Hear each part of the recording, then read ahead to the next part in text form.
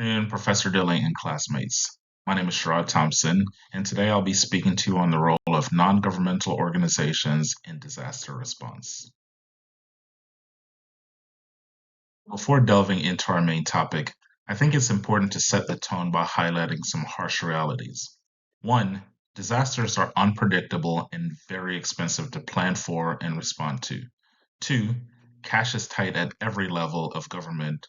Three, emergency management agencies usually only receive the absolute minimum they need to operate. And four, if we think FEMA will come to save the day, not only can they not currently fill all the holes that exist in local and state response capabilities, but the current administration's view on FEMA also threatens to slash their capabilities even more. All of these truths justify and even magnify the need for non governmental volunteer agencies. Our lessons so far, we know that volunteer organizations and NGOs help individuals in the immediate disaster aftermath by providing food, shelter, medicine, and clothing. And these groups also provide long term assistance in many areas in the way of housing, childcare, and other resources that are critical to recovery. Volunteer and non-governmental organizations earn significant credibility and appreciation as they played a major role in addressing the unmet needs of individuals following the devastation of Hurricane Katrina. And as we've come to understand, optimal response and utilization of resources in an emergency situation works best under one consolidated umbrella. Organization or association we speak of is the National Voluntary Organizations Active in Disaster.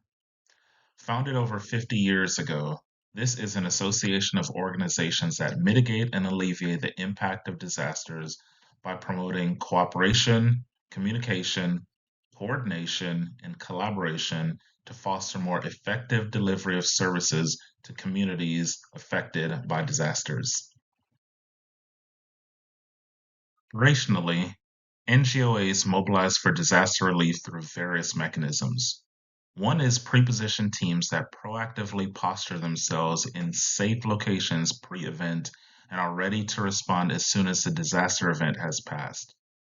Another derives from strategic engagement, where through ongoing work and interaction with the community, they know where they will be needed and for what. Now, this knowledge often negates the need for them to even be requested, they just know to go. A final and more official form of mobilization is through strategic partnerships with designated disaster response leads, such as local EM agencies, law enforcement, and medical officials. Now, this is where more formal requests can take place. In terms of reporting chain in a disaster situation, NGOs work within a larger framework involving various actors, including government agencies at different levels.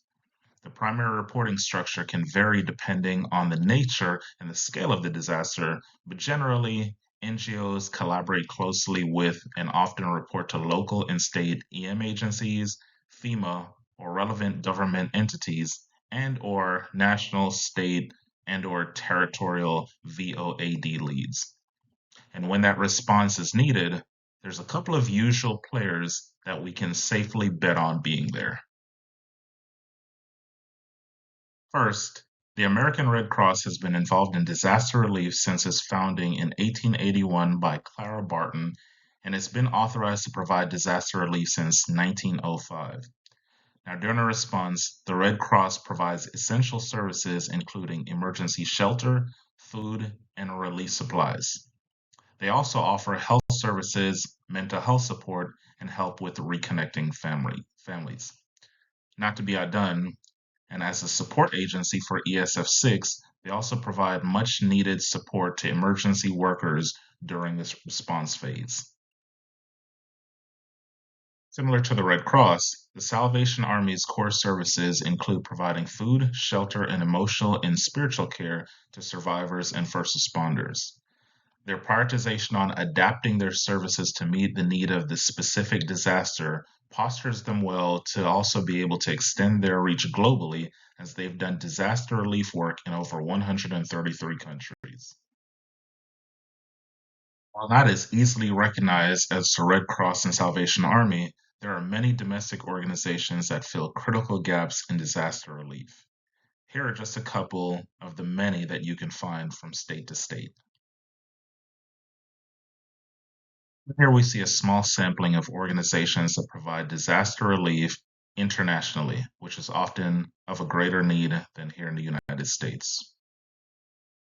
Finally, it's important that we all recognize and appreciate that NGOs play a major role in education and training before a disaster. Funding is never guaranteed or in abundance, therefore, all donations and anything helps. Citizens need to know what NGO resources are available to them before a disaster strikes. And last but absolutely most critical, volunteerism is absolutely vital to the existence of NGOs. Thank you for your time and attention today.